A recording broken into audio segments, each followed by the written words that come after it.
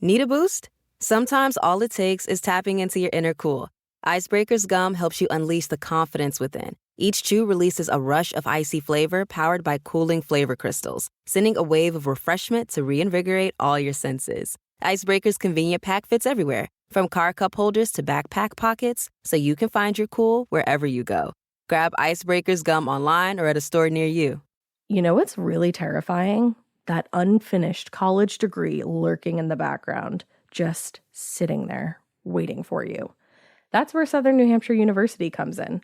With flexible online degree programs, there's no commuting, no rigid schedule, and no more excuses. Plus, they have some of the lowest online tuition rates in the U.S. Visit snhu.edu/morbid to learn more before your degree becomes just another story about what could have been. Every good detective needs a partner to support them on important cases. Think of a State Farm agent like your sidekick, there to help you along the way in your search for coverage.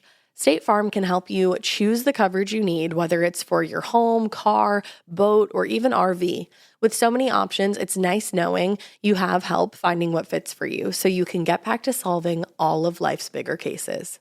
Go to statefarm.com or use the award-winning app to connect with a local agent and get a quote. Like a good neighbor, State Farm is there. Hey, weirdos. I am Ash. And I am Alaina. And this is Morbid.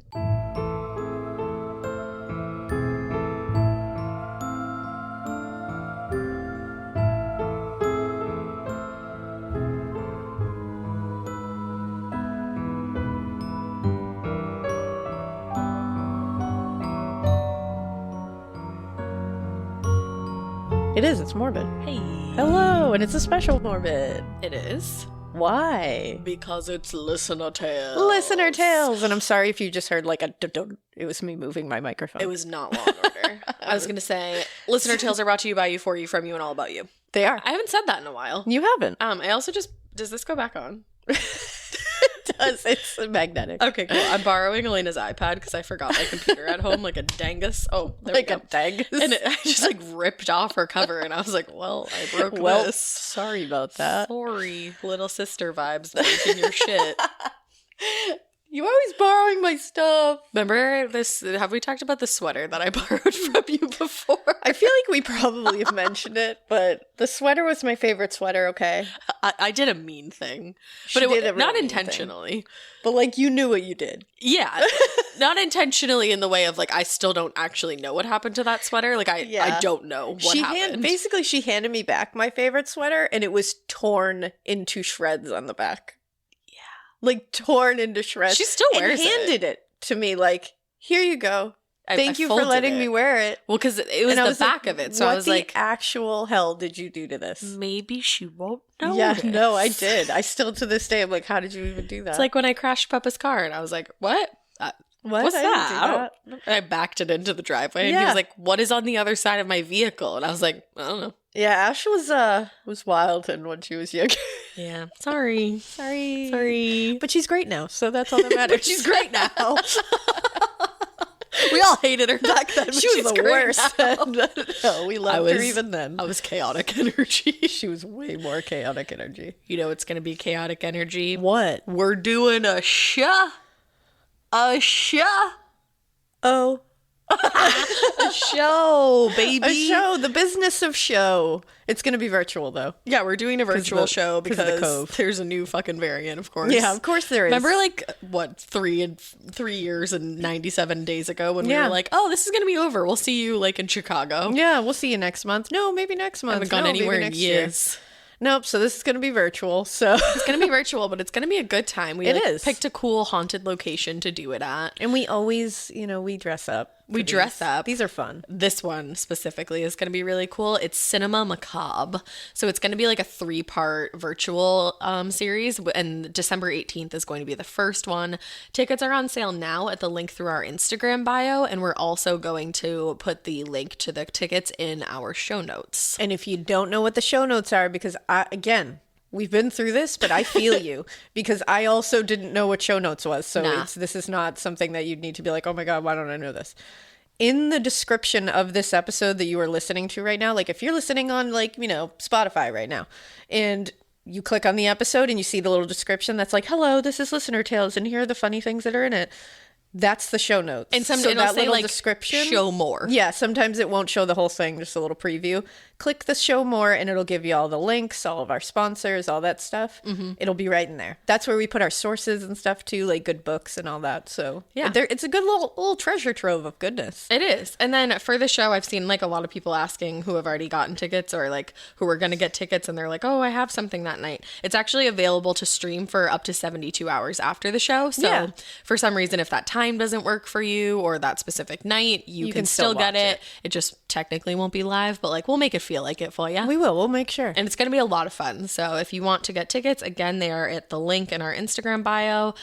They're also our pinned tweet on Twitter, and the link will be in the notes of the show. The notes of the show. Yeah. Yeah, and I think that's all the business we had to attend to. Yeah. But there was something else we wanted to mention. If you are on Twitter, you may have seen us and a ton of other creators sharing tweets from Daniel Robinson's father. He is looking for his son, who is a geologist. He has been missing in Arizona. They had found his car, his crashed car. It's very bizarre, very frustrating. Yeah. His family loves him so much and is doing everything they can to find him. And they've been doing weekly searches, like huge searches. And they are not, like, they're such good people and they love their son so much. And it's just devastating to see really this not. And I feel like it's not getting enough. It's not getting attention. Yeah. Like, not enough media attention. So we're going to try to get as many people to listen to this story as possible. But I wanted to tell you guys that you can go to pleasehelpfinddaniel.com. And that's 2 Ds with find Daniel. We'll also put that link in our show we'll notes. put it in our show notes, but go there. It has all the information. You can see all the updates, and they also post when they are doing searches, and there happens to be a search coming up on December 4th. I think that's Saturday. So that's coming up this Saturday. No, it's Sunday. Let me look. It's Saturday. Oh, Saturday morning. So he actually, and I'm going to read right from the website what they said. We will be meeting for our 17th weekly search for Daniel on Saturday, 12/4/21 at 6:45 a.m. The meeting location will be at Sun Valley Parkway and Cactus Road in Buckeye. This is in Arizona. We will have a briefing to discuss safety and search techniques required for this weekend, and then begin searching at around 7 a.m. We are planning on concluding the search by 11 a.m. We are in need of both foot searchers and those who have 4x4 vehicles, ATVs, off-road vehicles that can be used. We will be searching the Hyasampa River, wash south parallel and west of the location where Daniel's vehicle was found, and about 3 miles south down the Hyasampa River wash, as well as further west. Now, if you have any questions, anything you need to know further about this, go to that website, which we will link. But again, it's pleasehelpfinddaniel.com.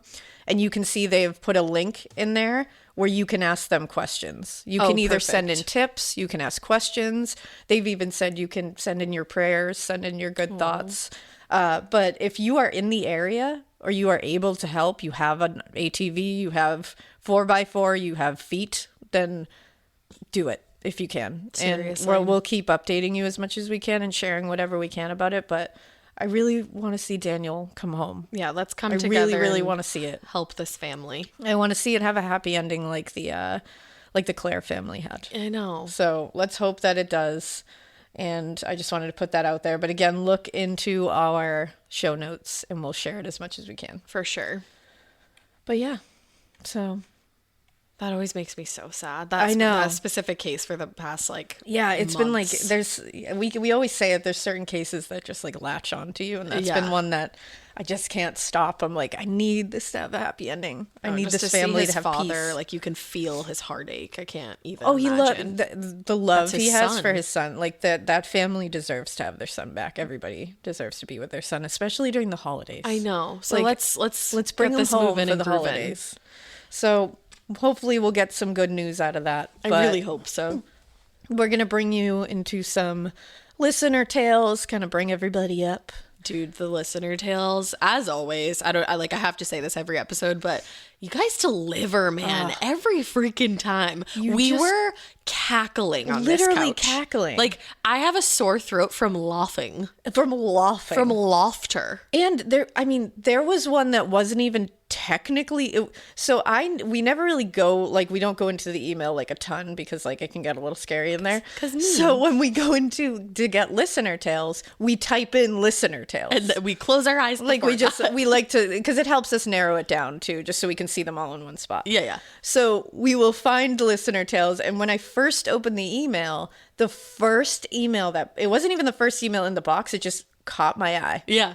And I had to read it. It wasn't even a listener tale, but my God, am I glad I read it. I'm so happy that because we are going to read it here because it is just too good not to share.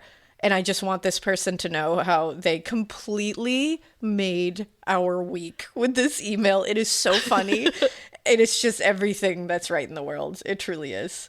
So I'm not going to say this person's name because they didn't specifically say I could. So I don't want to. Yeah, I don't want to do leave it anything out like that. Now, first of all, let me tell you what the subject line is, because this is exactly why I opened it. You owe a black chick some underwear and a Kinder Egg. And we were like, we do? How do I not click on that? Is what I did. I was like, I need to know more. I was like, okay. If like, you say so. Who am I to say no? Let's find out where I direct that underwear and Kinder Egg. So we start off with, look, you damn weirdos. Let's get the basic stuff out of the way. I love you. You're fabulous. The podcast is legit fire.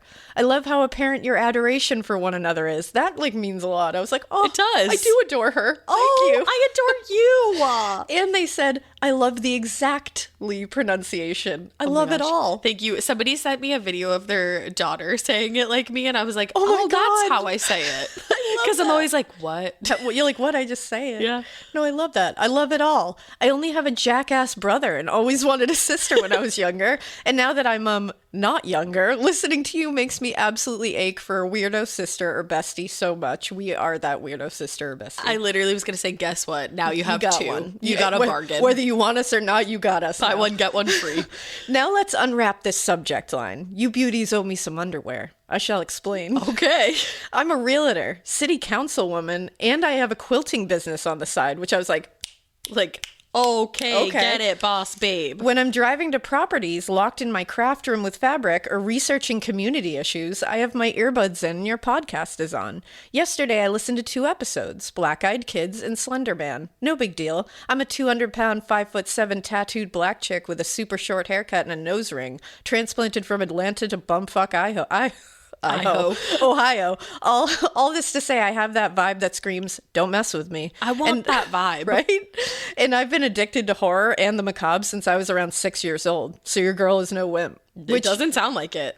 We're made to be best friends. Like, immediately. Actually. I was like, oh, you're my people. Like, here we are. It was stepbrothers. Yeah. Did we just become best friends? Yup. But as I said, I listened to 2 episodes yesterday and then had a late afternoon meeting in a community far from where I live.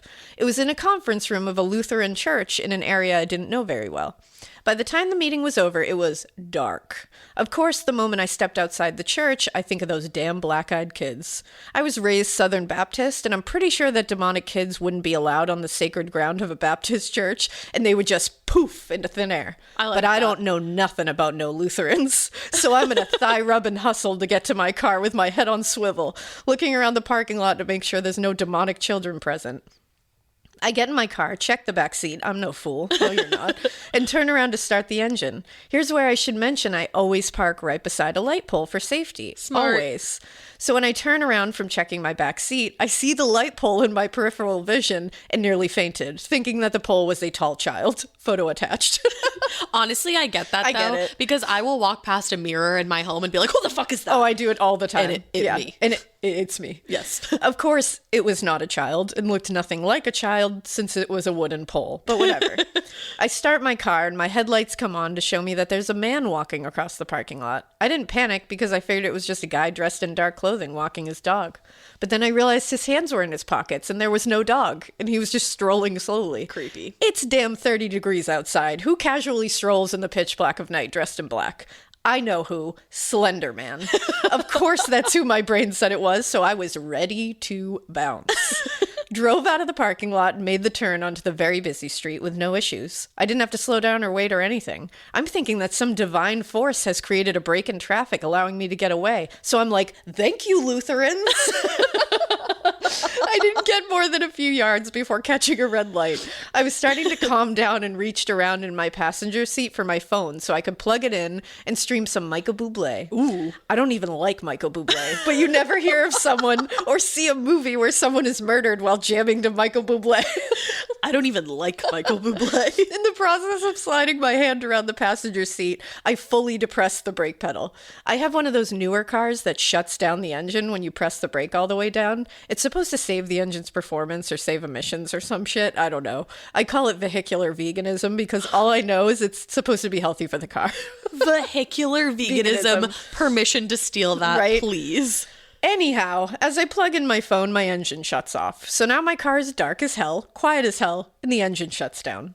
My mind tells me that Slender Man and those damn demon kids have met up in the parking lot, and someone used their powers to create a red traffic light and totally disabled my vehicle. And at that very moment, my son texts me. Here's where I tell you that my text message tone is that dun-dun sound from Law & Order. Oh. And she wrote doink-doink sound.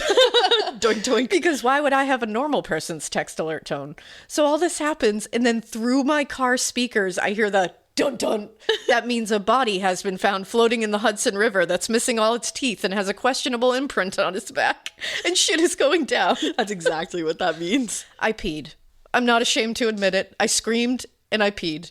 Not like I've been holding this gallon for the last 76 exits kind of pee, but it was enough to not ignore. I immediately hopped on the gas. Light had not yet changed, but I would have rather gotten a ticket than be found dead in pee-soaked underwear in my car. I made it home last night with no further issues, and I have a mobile detailing service coming this morning to clean my car. Icon. I survived the embarrassment of walking into the house and having all 3 dogs go directly to my crotch. Oh no. And bolting upstairs to shower while my 7-year-old had a meltdown about why I didn't stop at the gas station on the way home to get her a Kinder Egg. Oh my god. So thank you for the very exciting evening. Keep doing your thing and keep it weird. But not so weird that your mind tells you there's some demon children and Slender Man chasing your black ass through a parking lot of a questionable Lutheran church, and your doink doink text tone makes you pee yourself in your vegan vehicle while you're just trying to listen to Michael Bublé. Your vegan vehicle. I'm dead. You are an absolute delight. It was what I needed to see this morning. It really was. I'm broken. That was hilarious. Thank you so much for that. You have no idea. Wow. It was just one of those things that you see and you read and you're like, God, Yeah. I'm so happy we do this. I love it. I'm so happy That we was just do so this. funny. It was so Your home should show off who you are. Now is the time to boldly write the newest chapter in your home story. And your main character? It's Ashley.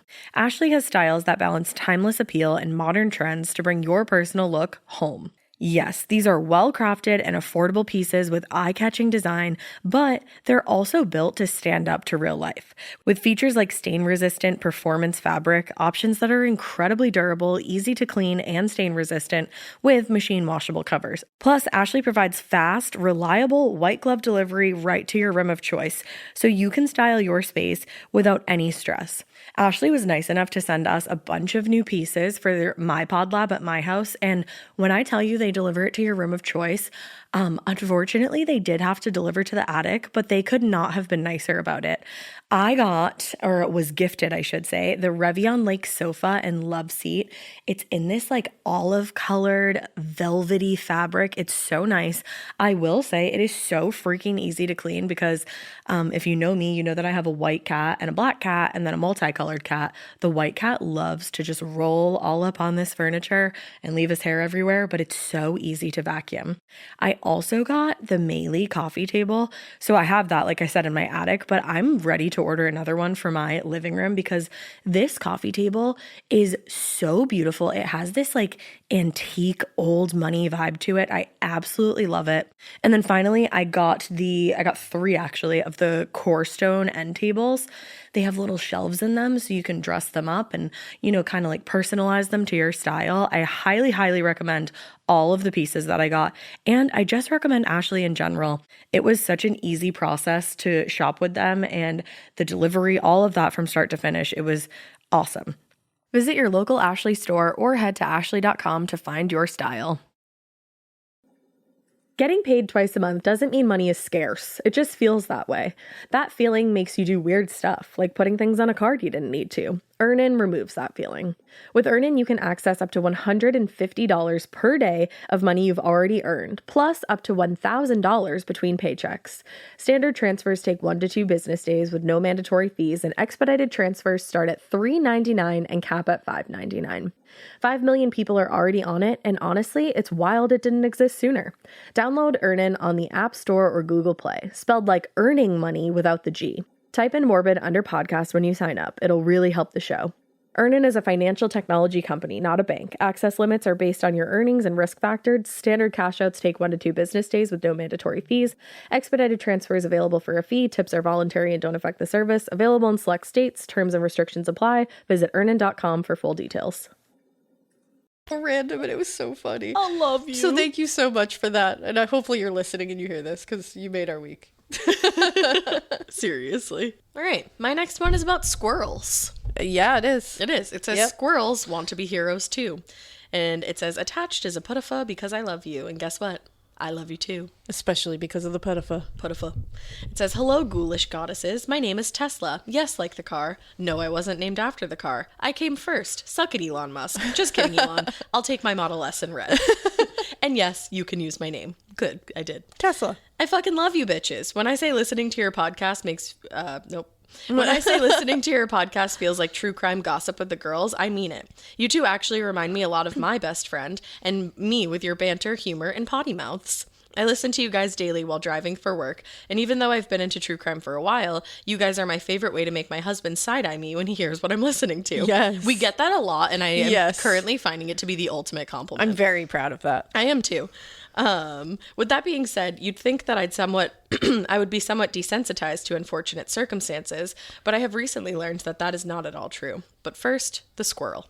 A couple weeks ago, I was walking around my neighborhood when I started hearing this loud-ass animal hooting and hollering somewhere nearby. I ignored it for a moment, but it kept getting louder. I turned around to find a squirrel. I know, boring. Except this squirrel was white as snow. Ooh. I live in Waukesha, Wisconsin. Did I say that correctly? Waukesha? I think so, Waukesha. yeah. Yeah, and this is not a common sight here. In fact, they're rare enough that when I was looking this occurrence up, I found an article written a couple years ago about someone seeing one in my county. So apparently, it's a big deal. Yeah, I've never seen one. You have never seen a white squirrel? No. Oh, they're in the Boston Common all the time. I never see them there. There's like a straight up like one albino squirrel, and he has like red eyes. Oh, wow. And I love him. I love him. You're so beautiful. I've never seen him there. Yeah, well, I'll show you. Anyways, to make things 10 times stranger, this squirrel was sitting about 6 feet away from me, looking straight into my soul, just yelling. It didn't really freak me out at all. Squirrels can be loud as fuck on a regular basis. I didn't know that. I've never heard a squirrel yell. Oh, we have loud squirrels in our backyard. I have never heard a squirrel yell. When they play with each other, they're especially loud. That's amazing. Yeah. I kind of love that for them. It's very chaotic. They yell. But I just love one staring straight into their eyes. Just yelling. Just screaming. It didn't really freak me out at all. Squirrels can be loud as fuck on a regular basis. I was just mesmerized because I've never seen a white squirrel before, nor had a squirrel try to spark up a conversation with me before.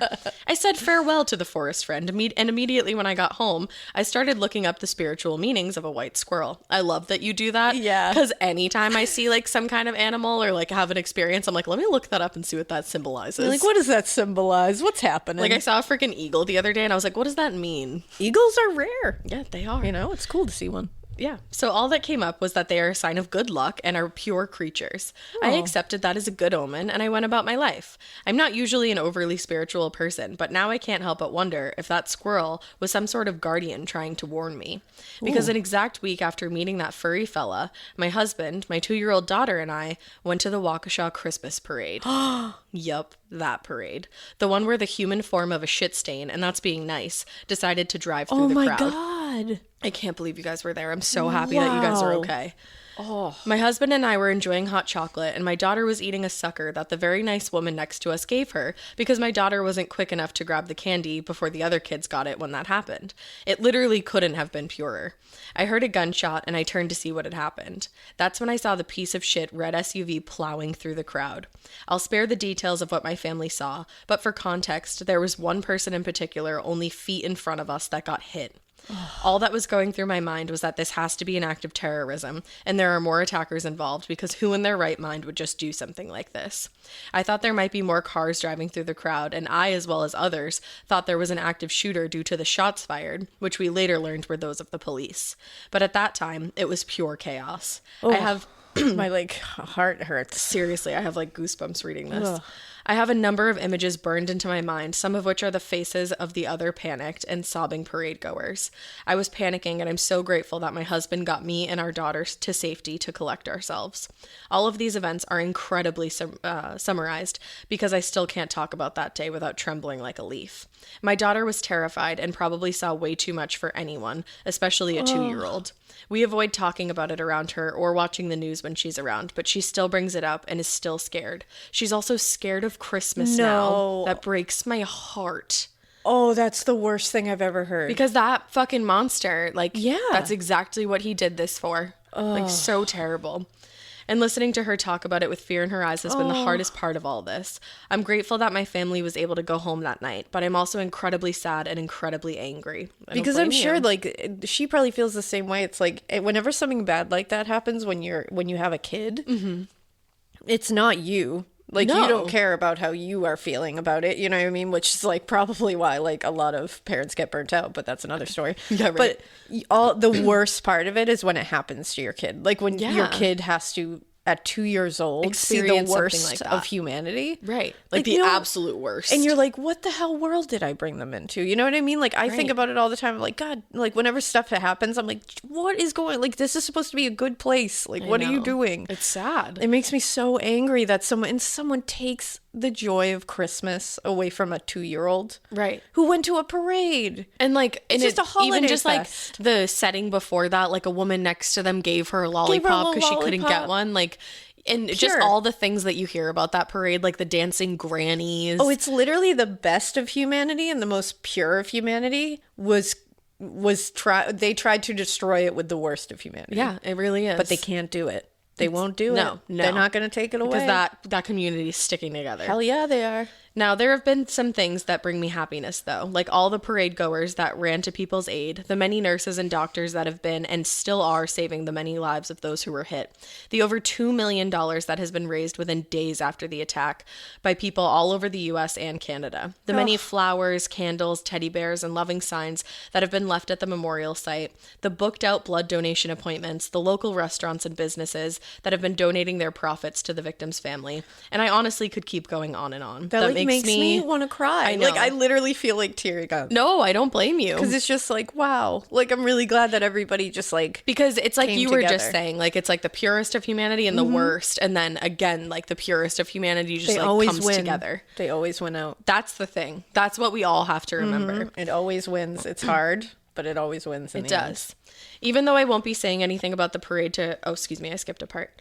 I'm planning on taking my daughter to the memorial site tomorrow, which is a week after the parade. Even though I won't be saying anything about the parade to her when we go, if she does remember any of this, I also want her to remember her community's response. She had to see at a very young age how monstrous humans can be.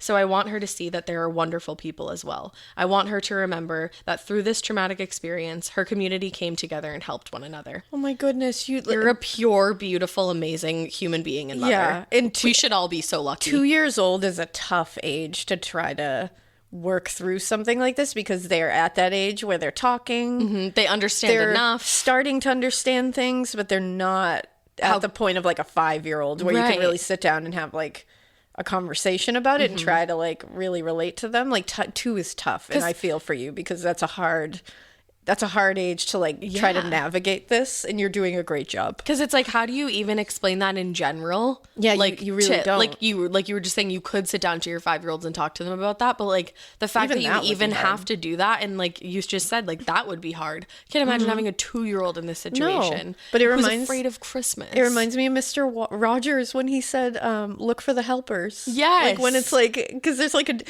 sorry, I was just watching Daniel Tiger Same. before this. So it's same. Like there's a whole episode where like the community, there's a huge storm and things get broken and all that. You remember Daniel Tiger, all Yeah, of you, right? obviously. And they say like they use the Mr. Rogers line, like look for the helpers, because Right. people always come and help after a tragedy. And like this person said, like all the helpers, they did come. Look for the helpers. I love it. As far as my family is concerned, my husband and I have been in contact with counselors and therapists for ourselves as well as our Good daughter. for you. Good. It may seem redundant, but I highly suggest that anyone who experiences trauma seek help, even if it's just through the disaster or suicide hotlines. Yes. As for the squirrel, was it a sign of good luck? Nope, I don't think so.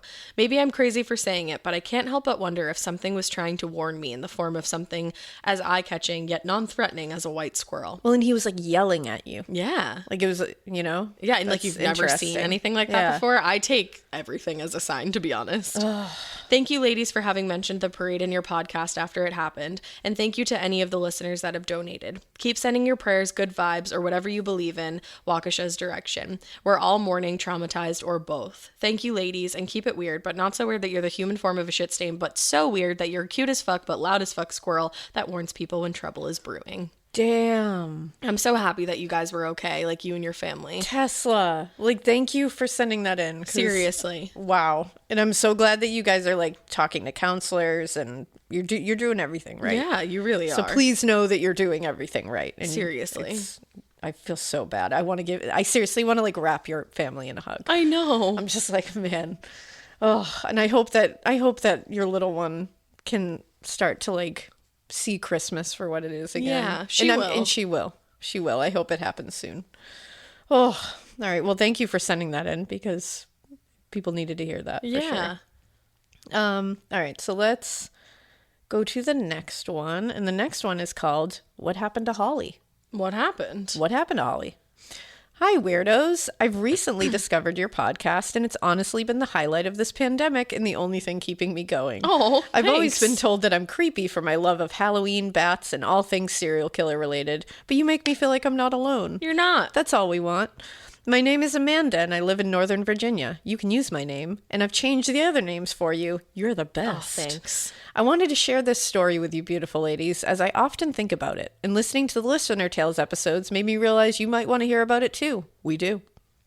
Hold on to your butts because this tale involves spying, a disappearance, and possible murder, legit men in black, and strange trash cans. Hope you're ready for it. Trash cans? Yes. I am ready for it. When my best friend Cindy and I were around 11 or 12 years old, we were obsessed with Harriet the Spy. Same. And wanted to be spies ourselves. I know everybody. Hello. Hi, olds. Did you have that VHS that was orange Yup. of Harriet the Spy? Because I still have it in my attic somewhere. Yup. Yeah. Not sure what we thought qualified us for this, but if Harriet could do it, so could we. We lived on the same street with one house in between ours and lots of woods, so there wasn't much to spy on. And our parents did not let us run around the neighborhood, so we were kind of stuck at home. We did the same thing. I had a spy journal. Yes. I had everything. You had to have a spy journal. Yeah. The house in between ours was built by our grandparents. Oh yeah, Cindy and I are also cousins. Forgot to mention that. But they had moved when we were much younger. Several families had lived in the home since, and the current occupants were a middle-aged couple named Holly and Joe. They were nice people, and we would watch their dogs sometimes when they went out of town. One day, Cindy and I decided it would be super fun to start spying on them. And why not? We lived practically in the sticks, and there was nothing else to do. We put together our spy kit, which consisted of several notepads and pens, binoculars, and walkie-talkies. Hell yeah. Real spy shit. That's that We shit. would hang out in my parents' backyard as my house was closer and hide behind the fence real creepy-like. I'm pretty sure Joe knew that we were spying on them, but he never said anything to us or our parents. Come to think of it, I don't even think Cindy's mom knew we were doing this because we only did it at my house. Now, here comes the weird shit. Now, as this was a long time ago, I may get the order of these events wrong, but I promise they all happened. As we didn't spend much time with Holly and Joe, I cannot recall if they were happily married, but I don't think I ever heard them yelling or ever saw them fight.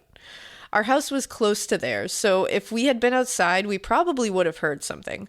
I say this because if baseball or football games were on, everyone in the neighborhood could hear my dad and brother yelling at the TV. Same. Yep. One night, Cindy is sleeping over, and for some weird reason, we're hanging out in my parents' bedroom in the dark. You know, as one does. As one does. My brother Josh comes in to join us, and we tell him that we've been spying on Holly and Joe for a while, but nothing much has happened. We hang out for a little while, and next thing you know, we see Holly and Joe's front porch light turn on, and then Holly runs out of the house. Why? We all look at each other like, oh shit, and scramble for the spy kit and binoculars, as if they had night vision or some shit and weren't cheap and plastic. Of course, they helped us see exactly jack shit, but we sat at the window and watched for a long time. We never saw a car leave their driveway and never saw Holly go back in the house. Weird. That is weird. I tell my mom the next day about this, and she brushes it off and assures me there's nothing wrong. I wasn't convinced. Cindy, Josh, and I decided we need to be extra vigilant, as now we think something has happened to Holly. Several days go by. Nothing happens. Maybe a week or so later, I'm out in the front yard with my mom, and I just happen to notice that Joe is digging a large, human-sized hole in his front flower bed. For why, though? Like, what the fuck, Joe? Yes. Trying not to panic, I pointed out to my mom, who again acts like nothing is wrong. I'm totally flabbergasted at her lack of concern that our neighbor is digging a hole in his yard to bury his wife, who I'm assuming is dead at this point. I would have made an excellent detective. I tell Cindy about it, and she comes over to sleep over, either that night or the next night. Again, we grab my brother Josh and stake out in my parents' bedroom. This is so, like, of that time. I love it very much. After a while of nothing happening but us coming up with crazy stories of what we think happened to Holly, we see Joe bringing the trash out. Nothing abnormal there. But there's not just one trash can. There's 3. What kind of serial killer monster uses more than one trash can? Side note, I'm an adult homeowner now. I do realize that it's totally 100% normal for people to have more than one trash can and to put yard waste or whatever in them. But as a 12-year-old, to me, the only conceivable truth was that Holly's body was in those trash cans. I digress. I love that. Isn't it funny how, like, when you're little, you're like, 3 trash cans? Obviously, he's a serial killer. And as an adult, you're like, oh, no, you need those. You're like, I could get a 4th. Yeah. We again scrambled to try to see if anything else was... We again scrambled to try to see anything else with our shitty-ass binoculars, but come up empty. We want to go outside and look in the trash, but are terrified that we'll be next, so we stay put. At this point, there's still been no sign of Holly returning. If I remember correctly, things calmed down for a week or so, and there was nothing out of the ordinary to report, other than Holly's unsolved disappearance. Where is Holly? Which my mom still did not think was a big deal. She also thought we were ridiculous about the trash cans, and in hindsight, she was probably right, at least about that. Cindy and I were going to give up, as we felt there was nothing else we could do. We were hanging out in my backyard again a week or so later with my brother Josh, when one of us happened to look over at Joe's house. Now, we weren't spying at that moment because Joe wasn't home, so there wasn't a point. From our vantage point in my parents' backyard, we could see straight into Joe and Holly's kitchen, and there was sliding glass doors leading out to an open patio. So we look over to Joe's house, and suddenly, we clearly see 2 men in the kitchen, neither of whom is Joe. I don't remember who grabbed who, but we shoved each other down and crouched behind the fence as quickly as we could, and promptly started to freak the fuck out. Both men were tall and dressed like fucking Will Smith and men in black suits. If that wasn't odd enough, these 2 men started opening and closing every cabinet and every drawer in the kitchen. Were they as the if they were FBI? looking for something. One of them grabbed a notepad off the counter, wrote something down, crumpled up that paper, and threw it in the trash can. What the fuck did he write down? Also, it's super rude to do that in someone else's house. Our hearts were pounding. We didn't know what to do and were afraid to move. All we could do was watch these 2 men acting suspiciously. Okay, let's have some real talk, just one-on-one for a second. I know you know this feeling. You start your period and the only pad that you have available is uncomfortable. It's like crunchy and weird. We can literally start our car from our phones, but we're still settling for crunchy, uncomfortable pads. Girl, listen, when you're looking for softness and protection, Kotex has you covered. They are changing the game with a completely redesigned lineup of pads and liners that are designed around what women actually want, like Kotex Bamboo. Kotex Bamboo has a 100% bamboo-derived viscose top layer that provides ultra-soft protection, which means you don't have to worry about feeling itchy or uncomfortable. It's like the worst feeling ever. It's gentle on the skin, and it's made without fragrance, too. Check out Kotex.com for more details on the new and exciting launch of Kotex Bamboo, available in regular, heavy, overnight, and daily liners. Every flow covered. Now available at retailers nationwide. The Sherwin-Williams summer sale is here. Get 30% off select paints and stains or 35% off their newest product, Emerald Symmetry, July 17th through the 27th. Whether you're looking to refresh your interior or your exterior, they've got the colors to bring your vision to life.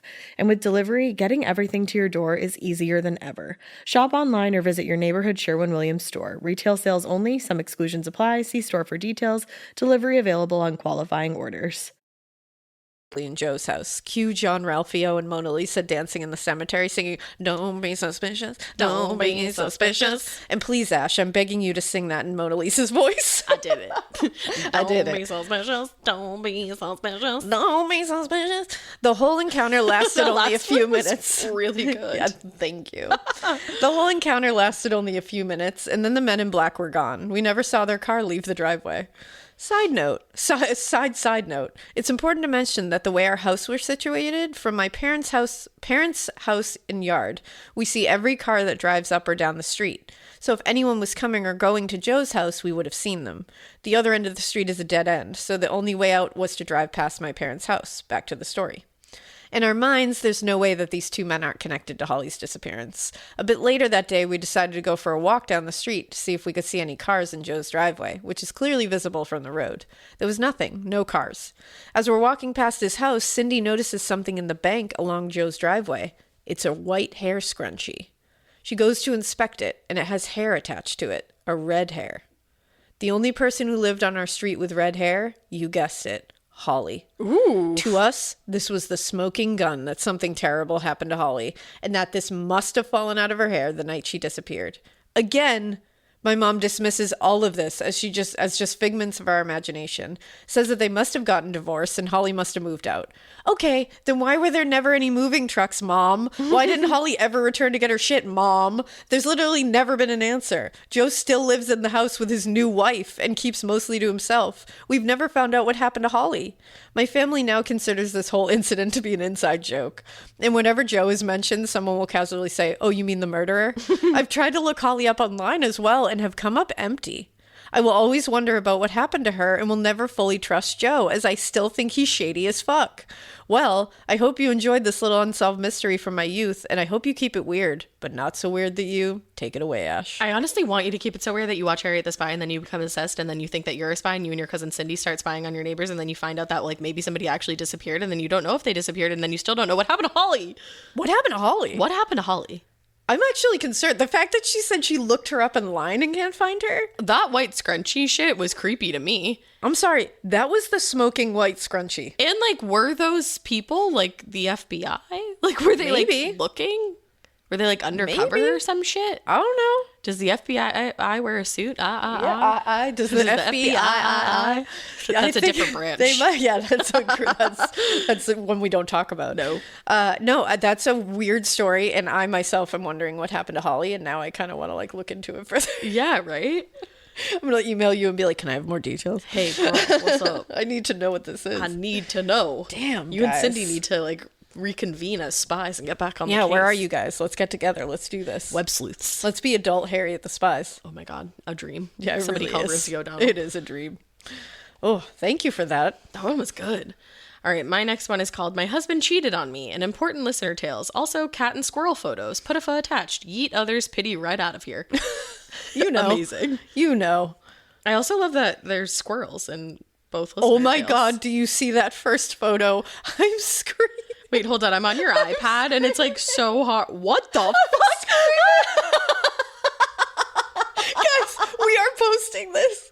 We're posting it like immediately. What is that squirrel doing? We're gonna post it. Your We're gonna cats post it are immediately. so beautiful. Oh That my god. That squirrel. That squirrel is everything right in this world. He looks like he's dancing.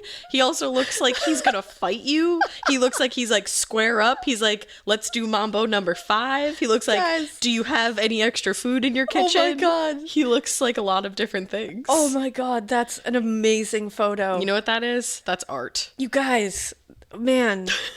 You guys. So- thank you. Thank you. Thank you for these gifts that you give us. I feel like Nancy in the crowd. These are my gifts. I truly feel that way. Thank you for blessing us. For real. We'll post it, I promise. We'll post that one right after we finish recording. Absolutely. Probably with no context. So just now you know what it is. I'm literally posting it to the feed with no context. That's it. All right. My name is Kelley. You can use my name because I want others who have gone through similar experiences to the one that I'm about to tell you about to not feel like they have to hide. Hell yeah, Kelley. I love you already. I want other men and women whose spouses have cheated on them and chose to stay in their relationship and repair the hurt that they've gone through to feel empowered, supported, and not alone. Oh. I love you. This is wonderful. I've been listening to your show since 2018, and I absolutely love you guys. I always feel like I'm chatting with 2 of my weirdo best friends. I love hearing about your lives, your family, your pets, and the never-ending banter between the 2 of you. I, like many people in this day and age, struggle with anxiety and depression, and you guys have gotten me through a lot of difficult days. Wow. I'm really happy that we can be there for you. Jeez. I'm going to keep this listener tale. It's not really a listener tale, maybe listener life experience would be a better term, as short and sweet as possible. The details aren't important, but I feel like the takeaway is extremely important to the other weirdos of the morbid community because we really are a community. I adore my fellow weirdos. Oh, me too, man. I'm so happy that like we have this just Yeah. fucking love fest This going little on. Love fest. So over- 2021. Yeah, right. So over this past spring, my mental health took a sharp decline. My husband and I had been having a very hard time communicating with each other. It started as a gradual thing long before the spring of 2021, but came to a peak when my mental health became so bad that I couldn't force myself to say that there was something wrong, and I couldn't bring myself to get out of bed on days that I didn't have to work. I'm so sorry that you went through that. My husband has always been my rock, always a beacon of light in the dark cloud of mental anguish that would wrap around me. He had always been the happy-go-lucky one of the 2 of us, and when he started acting differently, I did what you should never do. I assumed. I assumed that helping to shoulder my poor mental health had finally become the burden that I always feared it was. Aww. I assumed that he was at his wit's end with trying to find a way to help me and needed some space. I didn't question, honestly didn't even notice at first because of the black cloud I was living in, that we stopped talking about things. We stopped going out to see friends. We stopped going out to dinner. Everything just kind of stopped. What I didn't see is that he was drowning too. Like I said before, my husband is a bright beacon of light. He's social and happy and an amazing storyteller.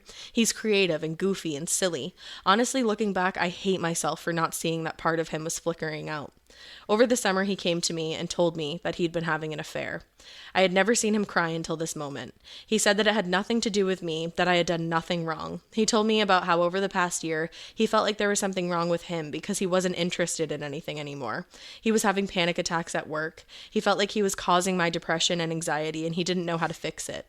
He felt like I was getting ready to leave him. He told me that he had been afraid to bring these thoughts up to me, sure that if he did, I would confirm his fears and end our marriage.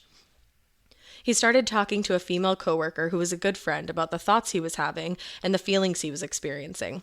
It turned into a full-blown affair. It went on for about 6 weeks, and then she asked him to leave me. She said if he was so unhappy, he should just leave me, and then they wouldn't have to feel bad about seeing each other anymore. That was the moment he explained to me, when the gravity of what he was doing hit him. He knew in that moment he wanted to make our marriage work. I had always imagined that finding out you've been cheated on would feel like a burning hot red rage, but for me, that's not how it felt.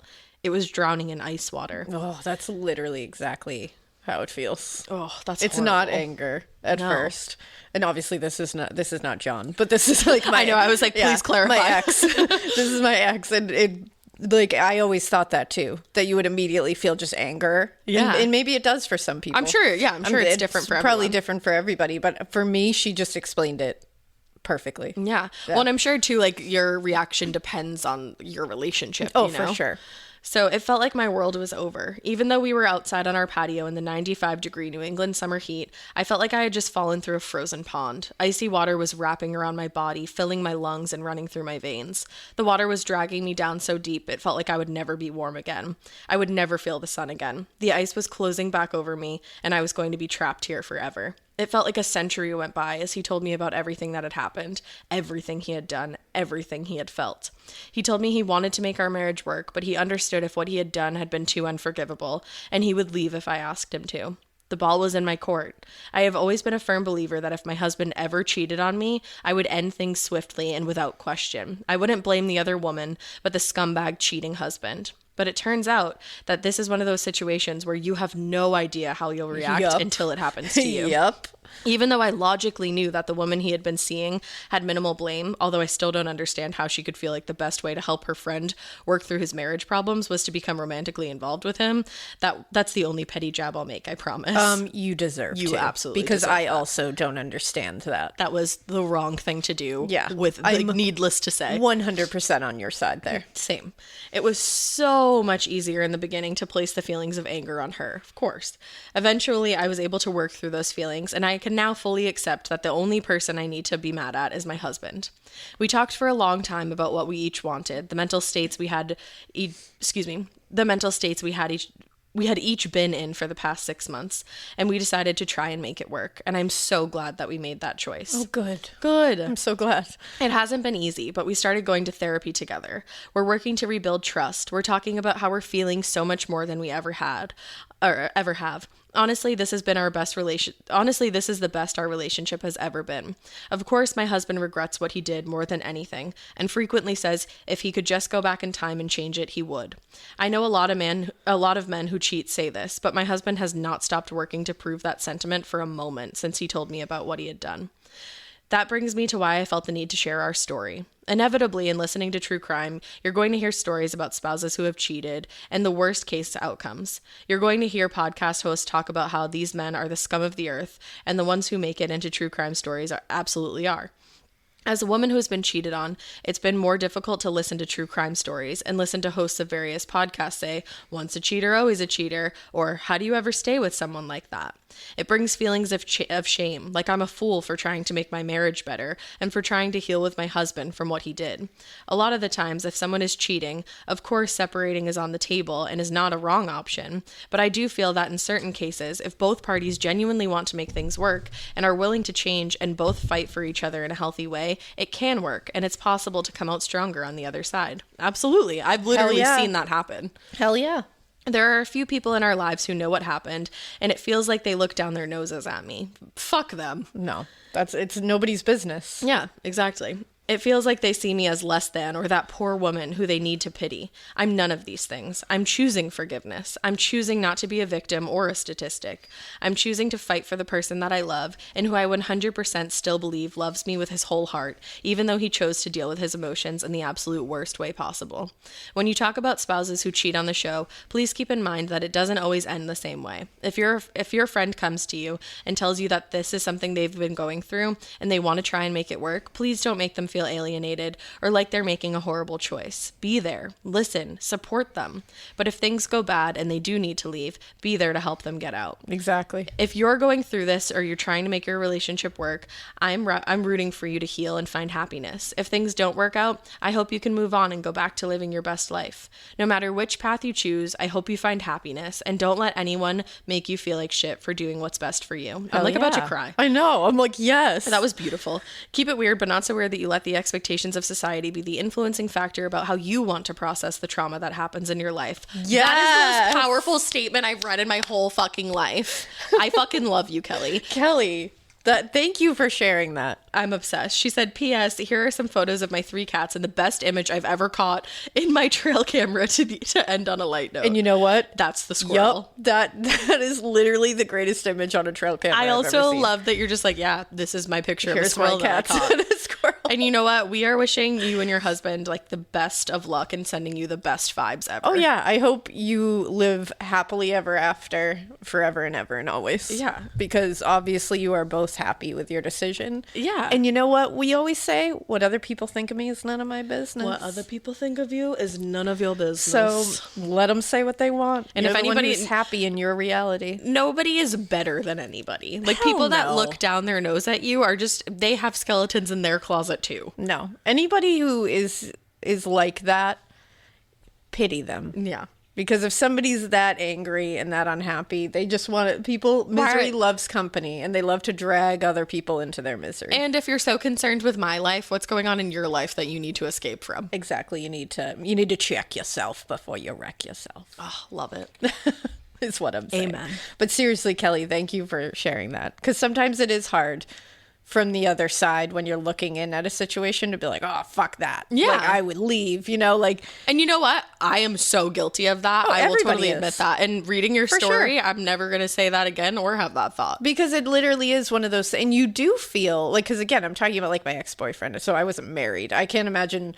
We It were must be together a a whole long different, time. yeah, but it must be like a whole different set of emotions when you've committed to marriage And you take with vows someone. and whatnot. Yeah, so like that, I can't even fathom. But even like a boyfriend that you're with for a long time or a significant other, like I always said, I was like, oh, I would never allow someone to cheat on me and then go back to them. Mm-hmm. Like, that's easy. Boom, bye. No, that's not the case. Well, and in because my case, I should have walked away from that. But Well, it was like, that's a perfect example of how every single situation is different, so you shouldn't judge it. exactly. Yeah, but I felt shame. Like you feel shame that someone cheated on you, which is horrible. yeah, it really is like a societal thing. That you're going back to them or like trying to make it work. You feel shame because you Because feel the like thing everyone is- thinks I'm stupid. And nobody else is in your relationship and it doesn't affect them in any way. No but way. it's like you build this love with somebody, like why wouldn't you want to work on it? Of you know? course. Like I think a lot of times your first response is like, oh, like why would you go back to him? Well, because just we've don't built so know. much together. Well, and you just don't know. Yeah. You don't know how you're going to react in Not that at all. situation. You might say fuck it and be happy with that decision, and good for you. And guess what? It's not for anybody else to understand. They don't need to. No. So that's that. Thanks, That's Kelley. the thoughts on that. Thank you, Kelley. So, all right, what's our next one? Our next one is entitled "The Time My Mom Became Friends with a Murderer." Oh, don't do that, mama. Yeah, don't do that. All right, so this person has changed their name, so I'm not going to say who this is from. It says, "Hi, Alaina and Ash. You can call me Alice." Hi, Alice. Hello, I've changed Alice. my name, so feel free to say it out loud if you ever decide to read this story. Hey, we decided We to read did. this story. I'd like to preface this by letting you know I love your podcast. I have a 1-hour commute, and you make it fun every time. I started listening this August after my coworker mentioned Morbid was her favorite podcast. I love that. My favorite episode is the one with Michael Malloy, the guy who Yes. just wouldn't die. Loved that guy. Michael Malloy is a legend. That's a great one. And the book by Simon Reed is really awesome, and Simon's really cool. So go check it out. I also love listener tales, but never had a weird experience to share until last week when a woman was found murdered in my neighborhood. Oh. I won't share the exact location here, but I've attached the news reports in case you guys want to read it. I do. On October 18th, my mom received a notification from this annoying neighborhood app where all the people do is complain. I know exactly which Yep. neighborhood app you're talking about because Drew just joined one. Yep, you got to. I opened the app to see someone had made, you guessed it, a post complaining about possible break-ins. Basically, a neighbor shared a link about a woman who was found dead after someone broke into her home. The article was very short and said the husband called the police asking for a welfare check on his wife. Supposedly, his wife had called him saying someone had tried to break in. The police went to the home and found no signs of a break-in. As they left, the husband arrived from the gym. He found his wife dead on the floor with a bag over her head and a gunshot wound to the head. Oh my God. Ooh. It was shocking hearing this happen so close to my home. I shared the story with my mom and said the husband did it. My mom said real life isn't a true crime episode, which is absolutely true, but I found it odd the wife had called the husband and not 911 after she noticed someone trying to break in. The police mentioned there was no signs of an intruder. Also, why didn't the husband rush home after receiving the call from his wife? See where I'm going with this? It's one of those cases where you just have a feeling. We decided to wait and see what came of it. I kid you not. I was checking the news a week later and read the headline, "Man charged with murdering his wife, making it look like she was killed by an intruder." Did you text your mom and say life is a true crime Life is a episode? true crime episode. You can read the news report and get all the details there, but man, this guy was a sicko. It seems the motive was money since they were having financial difficulties, and the husband had taken life insurance out on his wife 2 days before killing her. Oh, no. Here is where but mostly my mom came in. Later that night, I was reading other news reports on the case. The husband and wife seemed to have a great marriage. They didn't have kids, but had many rescued pets. They practiced yoga together and led a healthy lifestyle based on their Instagram and TikTok stories. In the article, they mentioned the husband, I'm going to say his name is Tom, is originally from somewhere, and him and his wife have a couple of rescued chickens in their backyard. Right away, I remembered one of my mom's acquaintances. His name was also Tom, originally from Badoop Boop. From Saturn. And him and his wife had rescue chickens in their backyard. I immediately opened up my mom's Facebook account and typed in the husband's name, and it was the same dude. Stop. My mom's first language isn't English, so Tom had been her English teacher when he moved to the U.S.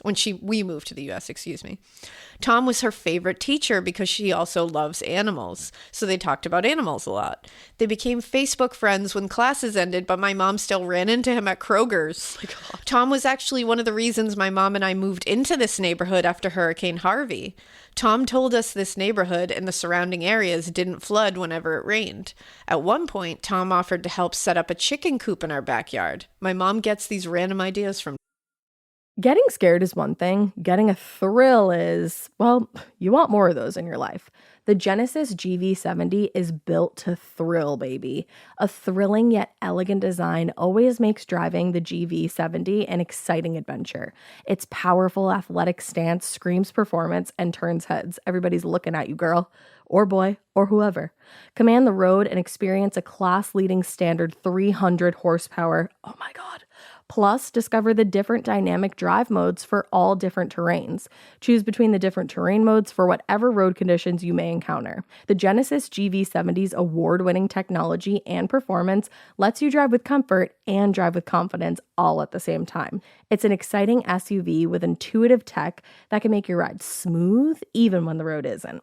And its blind spot cameras allow you to see what's next to you. It's like having eyes on the side of your head. That's pretty iconic. Its performance, by the way, is measured not only in power, but in how it makes you feel confident, sexy. The Genesis GV70. Learn more at genesis.com and feel the GV70. These long dog days of summer, I mean, we just made it through a heat wave. Mama was parched through this heat wave. I was hitting up Dunkin' every single day, and I will continue to, probably for the rest of my days, but especially this summer. Dunkin' is helping everyone stay cool this summer with its lineup of refreshers. These drinks are packed with bold, fruity flavors and served ice cold. It's amazing. Dunkin' refreshers are the perfect afternoon pick-me-up. I like to start my morning with them personally, and then sometimes I go back for a second one because I'm just feeling crazy. They come in a variety of delicious flavors, including fan favorites mango pineapple and strawberry dragon fruit. And then for a limited time, there's black cherry and there's pink pineapple. I'm going to tell you something right now, and it's a bold claim, let me tell you, but I stand behind it. Pink pineapple will change your life. It is so good. It has me feeling like I'm sitting in a pool, resort side, just living, honey. It's so yummy. Try your favorite flavor with green tea, sparkling water, lemonade, or Dunkin's all-new limeade. I haven't tried the limeade yet, but I'm going to. Usually I get my drinks made with green tea and occasionally lemonade, but I do really like the green tea. Or if you don't want to build your own, try one of Dunkin's curated refreshers like the Cherry Lime Ricky or the Ultimate Pink Daydream. The Cherry Lime Ricky, scrumptious. I could drink like 3 of these a day. They're so freaking yummy. Head to Dunkin' today and find your favorite refresher. Dunkin' refreshers contain less than 1% fruit juice. Limited time offer. Time to time. Me and your mom have that in common. Yeah, definitely do. Anyways, it was 2 a.m. at this point, but I ran to my mom's room to wake her up and share the news. I love this. Mama! You are friends with a murderer. She couldn't believe it. I showed her the articles and the pictures to confirm it was the same guy. She was speechless. But then I mentioned how the motive seemed to be financial issues. My mom nodded and said, whenever he came to class, he always combined his watch with the color of his shoes and his tie. He cared a lot about how he looked. She also mentioned he was always dressed in a suit and tie in public. Normally, I would just think that's someone who likes to look nice, but I wonder if Tom was one of those people for whom appearances are everything.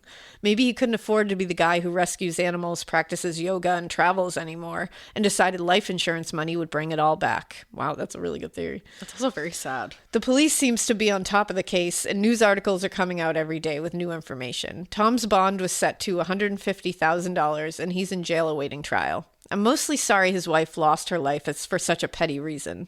She sounded like an incredible woman who just wanted to rescue animals and keep them safe.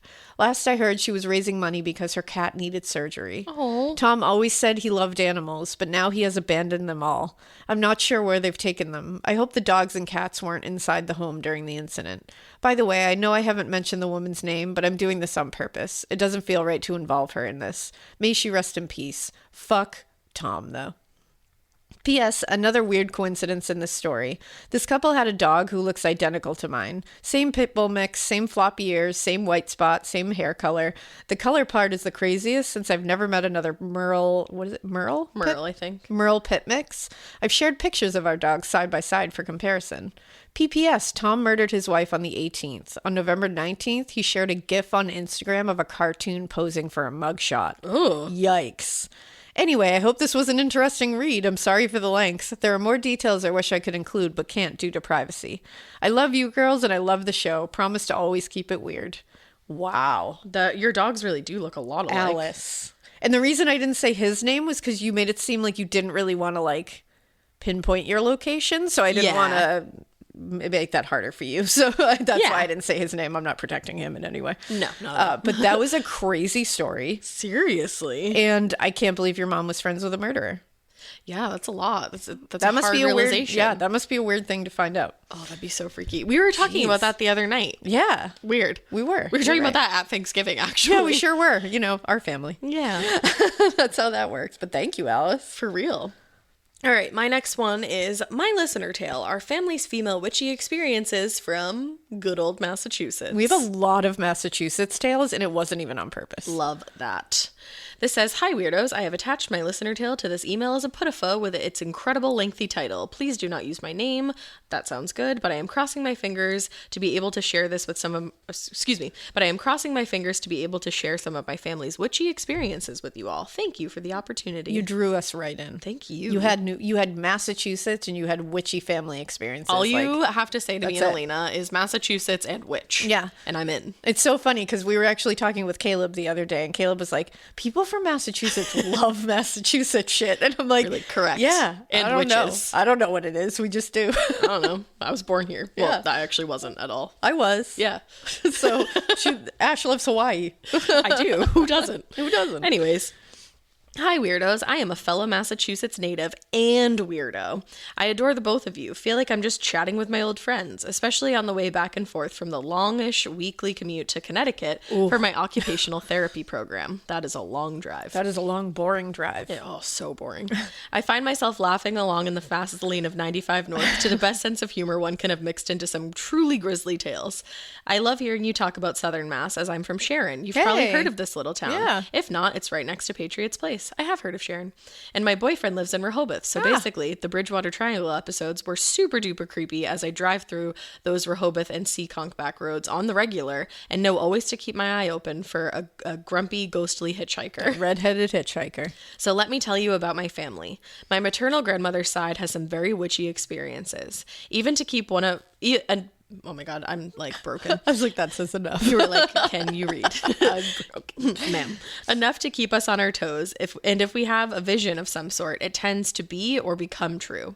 It seems to only be the women in the family through generations who have this gift to some degree or another. Our ancestors actually played a role in the Salem witch trial days. Hell yeah, they did. Yeah, that's amazing. Which fuels the idea that this line of descendants is particularly witchy.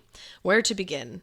I'll start with my mom when she was young. My mom has 3 sisters. At the time, they lived with their parents just across from one of their aunts, my Nana's sister. My mom remembered she woke up from a terrible dream one night where the house burned down right to the ground.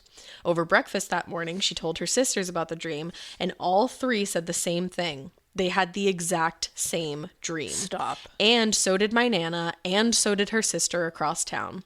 Thankfully, the house did not burn down, but my grandparents still live there, and sometimes that thought creeps into my mind, as most of these visions, feelings, or premonitions tend to come true. That's creepy. That's super creepy. Sticking on the topic of my mom, let's talk about the time my brother was a toddler, and my mom was in the bathroom several rooms away, brushing her teeth in front of the bathroom mirror. This bathroom had no windows and was a small, modest room. But despite this, my mom recalled looking into the mirror and vividly seeing my little brother toddle onto the busy road outside of our home. Oh my God. Oh! She dropped her toothbrush and ran outside to the living room to see my brother's chubby fist reaching for the sliding door lock that led directly to that road. Oh my! Thank my God heart for just witchy stopped. visions. Yeah. Wow. And that it just like astral projected into the in front bathroom of her mirror. to show her. Right? Whoa. Whew. Speaking of my mom once again, let's flash forward to last year. It was October time, dark and cold. A typically lovely New England night, in my opinion. Hell also yeah. mine. My mom loves her walks, either by herself or with our St. Bernard. She plugs in her earbuds and could spend hours strolling through the neighborhood. Oh, I love your mom. I do too. But this night, as she rounded the corner, the last corner until our house was visible, she encountered the most frightening event of her life. She recalls a black mass of a human figure draped in a black cloak towering over the neighbor's front walkway, seemingly looking at the front door of the neighbor's house. The size was towering, at least 12 feet, and it was faceless. That's Slender I hate Man. this. I literally hate this. No. The only thing she could equate it to was to being the Grim Reaper. She said she stood frozen on the concrete staring at it in a mix of utter horror and shock. This ghostly creature went to turn towards her, and as it did, dissipated into nothingness in the breeze, and it was gone. Oh, I just got full chills. Same. Chilled, my mom went inside and woke up my dad, insisting he go look down the street. She was terrified. He did and saw nothing. But to this day, my mom is haunted by this memory, to the point where we had to get rid of our Alexa. I need to know how those two things correlate. I gotta know. Did Alexa wore Grim Reaper in town? What? I gotta know the correlation. Shortly after this event, my mom came home from her job as a school librarian around 4 p.m. At this time, I lived at home and received an anonymous phone call. Is there a reason I left the TV on and music playing full blast? I responded with, huh? That wasn't me. I left that morning for school, commuting life, you know? And when I did leave, I did what I always did. Checked all the electronics and lights to make sure they were all off and that the door was locked. Oh, here it is. She's gonna explain it. She is. Okay, thank you. Weirded out, my mom had the brilliant idea to look at the Alexa's playback audio. And when she did, a gravelly male, almost inhuman voice was found in the records when nobody was home. No. Alexa, play music. Oh! It chilled us both to the bone, and my mom threw out our Alexa that very day and echoed into our home that no spirits were ever welcome. It did not happen again. Damn. I'm leaving. Oh, I it's have just a disembodied male voice being like, Alexa, play music. I hate it what so the much. fuck? Ew, I have tinglies. Oy. I have 3 girl cousins, where 2 of us seem particularly witchy, and it just seems to be getting stronger the older we get. That happens. Mm-hmm. For the sake of this story, I'm going to call my witchy cousin Jane, and just touch upon the strongest of these visions, and there are quite a few. The first recount is when I first linked smells to visions. Sounds weird, I know. And this started way pre-COVID. In my grade school days, excuse me, I very much just burped. You're like, I am not going to lie here. I'm just going to tell you what it was. Silenced it.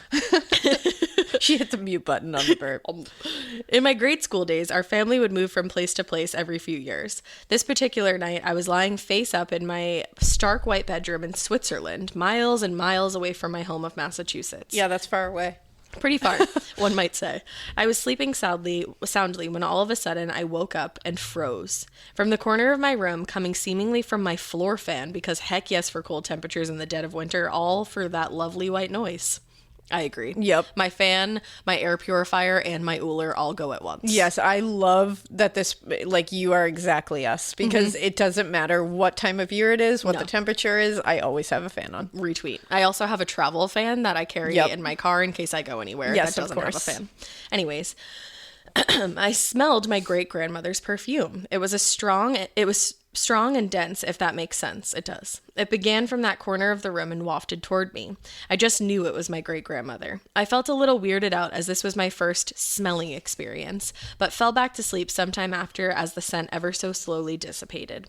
The next morning, I woke up to my mom sitting grim-faced at our kitchen table, only to tell me this wonderful woman, who interestingly enough worked with the Boston Strangler during his stint at the Bridgewater State Hospital and had a dark presence in her home, another story for another day. Send that, please. Please send that. Had passed. Oh. Wow. So, like, you smelled her perfume and she had passed. So she was just being like, hey, like, I'm just crossing over, just letting you dipping. know. Wow. Throughout the years, this still happens. Less significantly, though, I will be going throughout my day and get a strong whiff of somebody I know, where shortly after, I will either receive a call or text from them, or later have to tell them something eventful that happened to them that particular time of day. Weird, I know. I feel like my superpower is smells, lol. I love that. Now let's get into one of my visual visions. Haha. Please know I hate staying alone in my house. Hate it. I mean, I don't blame you after the disembodied voice. As a true crime obsessed individual, I often find myself thinking the worst, that yes, a group of robbers will come in the dead of night, or a murderer will be waiting for me to put my laundry in the washing machine in our unfinished basement. I was staying alone in the house for about a week and was absolutely exhausted as the slightest pipe or ice machine noise sent me into a full panic, especially I feel that so night. hard. The noises that refrigerators make should be illegal. It's true. And especially when you're home alone. And old houses make some crazy noises. Oh, yeah, they do. One night, I finally fell asleep, but woke up suddenly several hours later, as if involuntarily my eyes focused upwards and to the right on a bright, glowing yellow orb above me. I was creeped out, but was able to restlessly fall back asleep. The next morning, I called my mom and gushed about the orb and how I actually felt much better that morning and how I actually got some good old REM. I just said REM. Some good old REM. It's like Nin, but worse. That was Nin, but the other side. How I actually got some good old That's REM. amazing. It's like I was triggered from saying like Nin that I had to say like REM. You got some good old 90s, alternative band. I love REM. Yeah. I was sitting on our faded red couch in the corner of the back room at the time. After a pause, my mom said she thought it was my Grammy.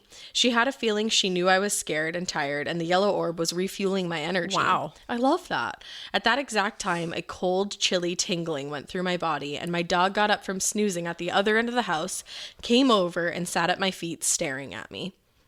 My mom proceeded by telling me to pick a sign that my Grammy could communicate through to confirm it was her, helping out her true crime crazy great-granddaughter by sending her some good sleep vibes. Okay, I said, and randomly picked out green stars. Random, I know. It's better to do random. It is. Later that day, I got ready for my shift at the nursing home I was working at as an activities aide. You're fucking adorable.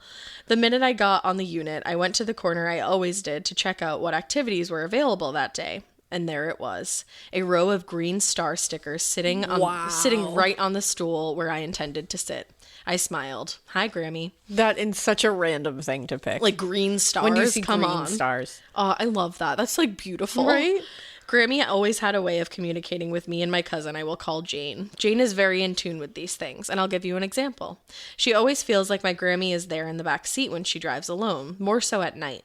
One night, several years ago, she was driving down a road lit by a single streetlight and had a strong feeling that my Grammy was right there in the back seat. Ooh. All of a sudden, I know I don't like that. A little creepy. But at least it's Grammy. All of a sudden, Jane said, Grammy, if that's you, make that streetlight go out.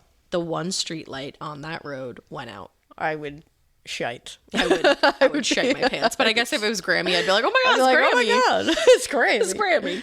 Tonight in particular, I was listening to one of your listener tale episodes. My friend texted me a message nobody wants to receive, saying that one of her best friends had died. Oh, I'm sorry. Without knowing any more, I knew who it was, a man I had never personally met, and how. She later disclosed the who and how, confirming my assumptions. My heart breaks for her, but this occurrence isn't too uncommon, and why I wanted to share a handful of my family's experiences. Well, there you have it. Some witchy experiences from some Massachusetts gals, all connected by a family tree. I hope you enjoyed my rambling tale, and honestly, keep it this weird, because why the heck not? I love that. That's amazing. You guys are like practical magic. Oh, it's amazing. Like, you're what I aspire to be. I love it. Wow. All right. Well, that one was amazing. It really was. And we love another family of witchiness. Oh, family witch vibes. My next listener tale is one that immediately got my attention because it was titled, "There's a Meth Smoking Ghost in the New England Jam Shop." There is. So as soon as you talked, again, like I think we've said it a million times, we love New England. We love Massachusetts. If you have something from there, we're immediately going to be drawn to it. We're like moths to a flame. But this one was actually even cooler. It's hilarious, first of all. And second of all, this came attached. So this person who sent it, her name is Maddie. And she also attached that she has acted in a horror film that her and her friends have made. Now, it's about an ASMR YouTuber who is blackmailed by one of her followers. We started watching. It's already. Called Meridian. It is so well done. Like I'm going to be honest with you, I did not expect it to look as good as it looked. Like because you just like I didn't know what I was going to look at. Well, because it was like a YouTube link too. It's a so I YouTube thought it was link. going to be like a YouTube thing. And it's called Meridian. We are going to link it in the show notes because I very much encourage everybody to go watch it. We have not even finished it completely yet, and we're already like, when we're done with this, we're finishing. Like I was like, what's going to happen? We were though? like, Maddie. It's so First good. of all, Maddie is the main character. The person who wrote this listener tale we're going to read is the main character She in might it. be a final girl. We don't know yet. She's phenomenal. And like the thing is, like we were saying, because we were watching, and a lot of this relied on like her face acting. Yes. Like, and I was like, wow. That was the thing, because this is one of these really cool, like, modern horror movies where they're using the internet and they're showing you the screen and you're kind of like involved, but you also get those close-ups of the main character looking at their screen. almost like you're the webcam. Yeah. And so in this one, there's, like Ash said, a lot of like close-up of just Maddie's face having to have these horrified looks or like have emotion about something. So it relies a lot on her just acting with her face. And Maddie, you did fucking phenomenal. So good. I'm not kidding you. We're sharing this on our show notes. I'm going to share it on the socials because I want everybody to watch this, because I think she said that they were trying to make their way around some film festivals with it. Yep, she did. Let's get you there. Let's blow this shit out of the water. Meridian is good, and I think it has a place in horror. So I want to make sure people go watch it. Did you say we're going to put it in the show notes? Yeah, we're going to put it in the show notes, and we'll share it on our socials so people can find it. Let's go. So good. It's so good. It's just like, it drew me right in. I really liked it. And again, I didn't know what I was going to see, so I'm very excited. But let's go to her listener tale, because she's also hilarious. Yay. This one says, "Hey, weirdos." Hi. It's not Southern, but my name is Maddie. My good friends call me Mads. You can call me whichever you prefer. I'm going to call you Mads because we're good friends now. Feel free to use my name, smiley face. First of all, love, love, love your podcast. My mom and I have bonded over it. I love that. And y'all have provided much needed company on long commutes, trips, work, cooking, cleaning, etc., etc. I went to college in Worcester, Massachusetts. And am originally from Vermont, so I very much appreciate the Boston humor y'all bring to cases. I'm also about the same age as Ash and a Gemini. Did we just become best friends? Yup. Anywho, in terms of work, I am primarily an actor. I mostly do stage productions, but have also been fortunate enough to do some indie films which have made their way around film festivals. Oh, that's really cool. Like this one. If I'm not acting, I'm also a self-taught special effects gore makeup artist. What? Hello, Mads. We're friends Do you now. have a channel? And I love to design gore makeup for films and haunted houses. When are we hanging out? I want to see this all. Aside from that, I have also worked as a mental health tech in crisis stabilization for adolescents experiencing mental health crises such as suicide. Oh my God, you amazing human. I love helping folks. Mental health is wicked important. Wicked. Hell yeah, it is. Enough about me. You're here for the spooky tale. Buckle up. I'm here for it all. I'm here for you. I have always had an affinity for the supernatural and have been drawn to all things morbid and dark. When I was a kid, I'd throw my Beanie Babies over the deck and tell my mom that if they landed on the gravel driveway instead of the grass, they would drown a terrible death in the ocean. I'd also narrate their demise. My favorite movies were Godzilla, like the really, really old original one, hell yeah, and Titanic. I loved Titanic. I choreographed dances where my siblings died to the Titanic soundtrack. Wow. That's dark. I was like 7. My parents should have known I'd major in theater. Anyways, always drawn to the weird. Hell yeah. A fellow theater kid after my own heart. I love it. So I recently started working at a jam shop. That's right, a store that sells jam entirely, aka the most New England thing ever. Very New England. I had just unexpectedly quit a theater job because I was being harassed by a creepy director that was 50 plus years older than me, asking me on dates, Ew. making comments on my body, and randomly chilling in my driveway, which is a Fuck story off. for another day. Holy shit. I'm sorry you went through that. I wasn't really expecting to be working retail again, but hey, a girl's got student loans, and I like looking at the cute little jam jars. I was hired as a seasonal employee to put said cute little jam jars into cute little gift boxes. It gets old after a few hours. So, day 1 at the jam shop. I was being introduced to everyone. The folks who make the jam, the folks who pack the jam, yada yada. I gotta sneak in here. I didn't know that she meant jam, the thing you eat. I thought it was like a jam music shop. I have to leave.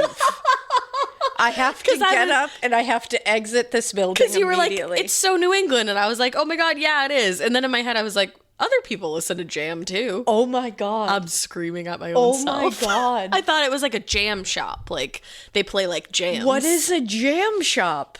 I like jam. Like, I don't know. Do those exist? I have no idea. I'm sure someone will tell me that they do. I feel like save they your do. Soul, but Save my soul. But no, I don't think they do. Like a jam shop, No, I feel like they do. a shop of just jamming.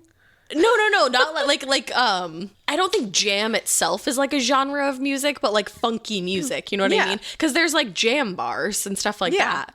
So that's what I thought. But I guess we're just eating jelly. My favorite thing is that it was like AKA the most New England thing ever, and you were like, yeah, totally. Yeah, because then I literally was like, yeah, totally, and then I was like, wait, Like, why would other a people jam jam? shop be a New England? I don't know, because I started to question This that. is my And then we favorite thing. got to the part where people made the jam, and I was like, Oh oh, my this is for God. toast, not for vibes. Well, maybe This for is- vibes as well. But This is the greatest thing I've ever heard. You're welcome. I want you to know that. sorry is to interrupt your wonderful. story, Maddie. Wow. Okay. So day 1 at the jam shop, the jam you eat, I was being introduced to everyone, the folks who make the jam, the folks who pack the jam, yada yada. I noticed a woman on the labeling line who kept looking and smiling at me, but like in an unsettling way, if that makes any sense. So I started packaging away the jam into the gift boxes, which doesn't sound like much, but it's really a job. For at least 5 to 6 people, we have to package up 5,000 gift boxes full of jam daily during the holiday season. And on day 1, I was the only one making these adorable tiny boxes of jam. I'm just picturing tiny music boxes. Tiny at this music point. jam boxes. That is until Grace joined me. I changed Grace's name for this story on the off chance she's an actual living, breathing human being and not a ghost. What? You might have guessed it. Grace was the only one who kept smiling at me from the labeling line. She was asked. Getting scared is one thing. Getting a thrill is, well, you want more of those in your life. The Genesis GV70 is built to thrill, baby. A thrilling yet elegant design always makes driving the GV70 an exciting adventure. Its powerful athletic stance screams performance and turns heads. Everybody's looking at you, girl, or boy, or whoever. Command the road and experience a class-leading standard 300 horsepower. Oh my God. Plus, discover the different dynamic drive modes for all different terrains. Choose between the different terrain modes for whatever road conditions you may encounter. The Genesis GV70's award-winning technology and performance lets you drive with comfort and drive with confidence all at the same time. It's an exciting SUV with intuitive tech that can make your ride smooth even when the road isn't. And its blind spot cameras allow you to see what's next to you. It's like having eyes on the side of your head. That's pretty iconic. Its performance, by the way, is measured not only in power, but in how it makes you feel confident, sexy. The Genesis GV70. Learn more at genesis.com and feel the GV70. The best summer pieces are the ones you end up wearing on repeat. Comfortable, versatile, and somehow right for almost every occasion. Quince makes it easy to create a summer wardrobe that you'll love, with elevated essentials made from premium materials like European linen, organic cotton, and washable silk, without the traditional retail markup. I love that! Quince's 100% European linen pants, dresses, and tops are the pieces that you absolutely will reach for all summer long. I Absolutely love their linen. I have so many pairs of their linen pants, which you can dress up or you can dress down in the summer. Like, say you're going to a nice dinner, you can pair it with like a silk shirt, a really cute necklace, some good, makeup and an updo. Or if you're just looking for a more casual look, you can do the linen pants with like a loose button-up shirt and you still look really chic, kind of like, I don't know, Diane Keaton vibes, I kind of think. Also, it's not just apparel. Quince also offers elevated essentials for your home, from bedding and bath to kitchen essentials and furniture. They have it all, honey. I am a big lover of Quince, and I really do think you will be too. Make your summer wardrobe feel easier. Go to quince.com/morbid for free shipping on your order and 365-day returns. Now available in Canada too. That's QUINCE.com/morbid for free shipping and 365-day returns. Quince.com/morbid. To join me so I wasn't the only one packing up the absurd amount of jam. I was honestly okay working alone. I'm an introvert who's very good at disassociating and daydreaming. Same. Yep. When Grace joined my line, she frankly threw off my whole rhythm, but it was the first day and hey, what did I know about jam packaging? Grace was wild from the first second. Girl could not stop talking. You know when you're working retail and you ask a Karen about her day and she tells you about her entire divorce start to end? Imagine that, but on steroids for hours. Oh no. Within 20 minutes of knowing Grace, I knew her son had died by suicide 6 years prior, among other dark tales from her past. Oh, that's really sad. Whilst unloading her entire lifetime of trauma on me, she was also throwing jam jars and boxes around absolutely willy-nilly. Like, literally. Absolutely willy-nilly. Like, literally throwing tiny glass jars of jam absolutely everywhere for me to attempt to catch them in my stupid little hands. My boss is a sweet little British man who looks like Wallace from Wallace and Gromit. Oh my God. And is very adamant that jams be, quote, treated with respect. And that was not the case with Grace. It didn't take long for me to feel very peeved as she kept switching up ways to organize the boxes and jams. So you're probably asking, what's morbid about that, Mads? We've all had weird-ass coworkers. Doesn't make it a listener tale, doofus. Hold on to your butts. I'm doing it. I worked with Grace literally all day and was growing more and more annoyed at how freaking unhinged she was. There was something very strange about her, but I couldn't put my finger on it. And I figured I was just tired and that she was just weird. Anyways, I'm a Gemini. June 10th, Ash. Oh my God, 2 days after me. And I have a Gemini sign tattooed on my middle right finger. Oh, I want one. Miss Grace asked me what the fuck was on my finger, which was a fine way to ask, to be honest. When I worked on the psych ward, kids asked me point blank if I was in a cult. You should have said yes. Yes. When I told her I was a Gemini, she stopped dead in her tracks, looked me in my eyes very seriously and asked, "So you believe in astrology?" You should have said no. No, I'm just a Gemini. I do. I very much do, I told her. She got even more serious. What about Wiccan? She kept asking me about spooky things, and I kept saying, yes, those are things I believe in. Her last question, can I tell you a crazy story? I figured it couldn't be too crazy. It was just Jam Store Grace. Whoo boy, was I wrong. Jam Store Grace. Grace started off her batshit tale by saying, so I was smoking meth with my daughter. No. Like, what? Send an ambulance. Like, what? Who just casually poor Mads here is like, yo, like I'm I've not had ready. A lot of crazy ready. coworkers, but I've never had any of them tell me a story that says, so I was smoking meth with my daughter. Like, wow, okay. She's just very open. 2 things you should not be doing. Suddenly, everything about her behavior made sense. All of a sudden, at 4 p.m., after being on my feet packaging jam all day, I was wide awake. Say more right now, Grace. Tell me it all. So Grace goes on to tell me about the time she was smoking, like Breaking Bad levels of meth with her daughter. She asked me if I'd ever done meth, to which I said absolutely not. And she snickered and called me goody two-shoes. Question mark. She said, It's like one thing to like I don't say think that's being a goody two-shoes, Yeah. but okay. Anyways, they decided that was an excellent time to perform a seance to try to connect with her dead son. Aww. According to Grace, her daughter immediately started, quote, flapping her arms around and screaming like when my son was in a bad mood. Grace said she absolutely knew this was her dead son trying to communicate with her via possessing his sister. Grace said her daughter floated off her chair. She said she asked her daughter 3 questions. Only her son would know, and she answered all of them accurately. Now, I 1,000,000% believe in seances and all things supernatural, but may I remind you that Grace is literally on meth at this time. Grace swears up and down to me that this was not a meth hallucination. I told her I believed her while also screaming inside, and she promised to bring me rose quartz from her crystal collection the next day. I went home from work exhausted and relayed the wild seance story to my mom. I was like, if I have to listen to Grace at the jam shop every day, I don't know how long I'll last at this job.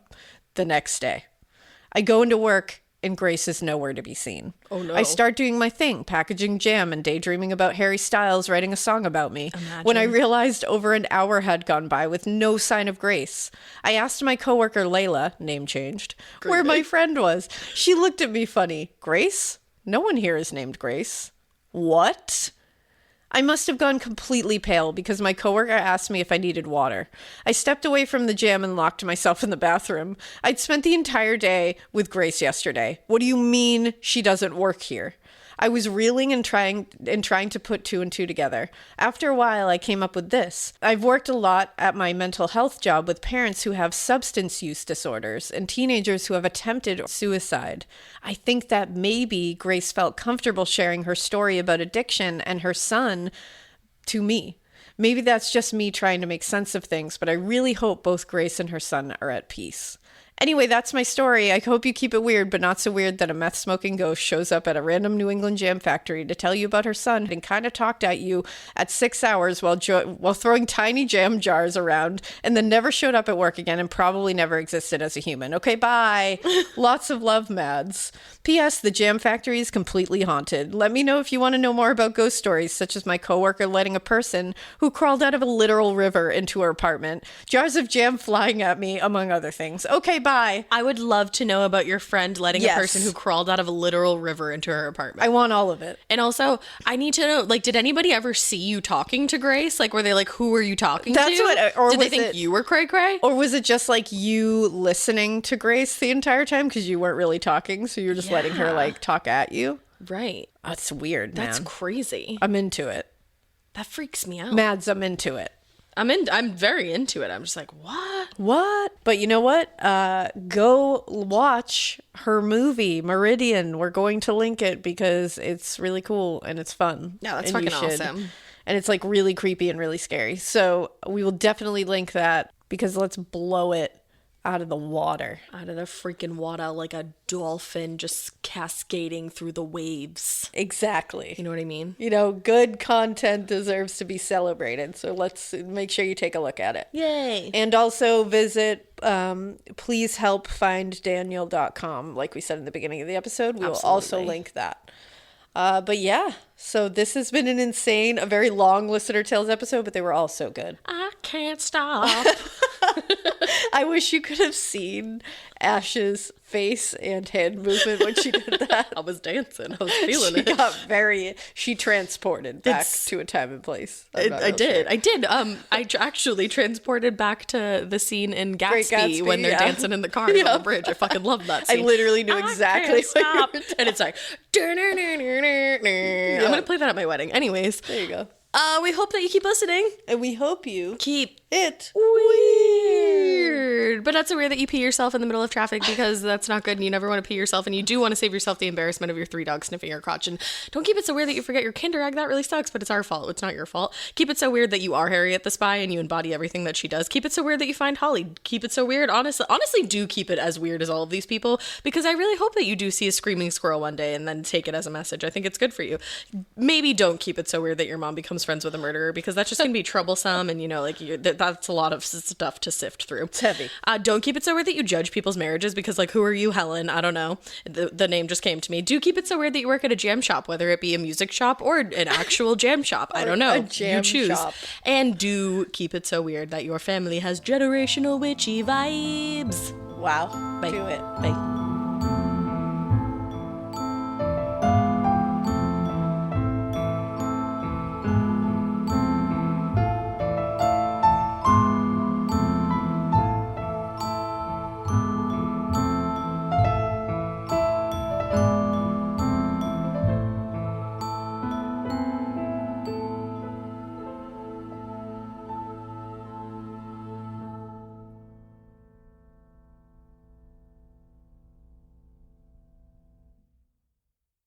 I like things my way. My coffee, my schedule, and my treatment.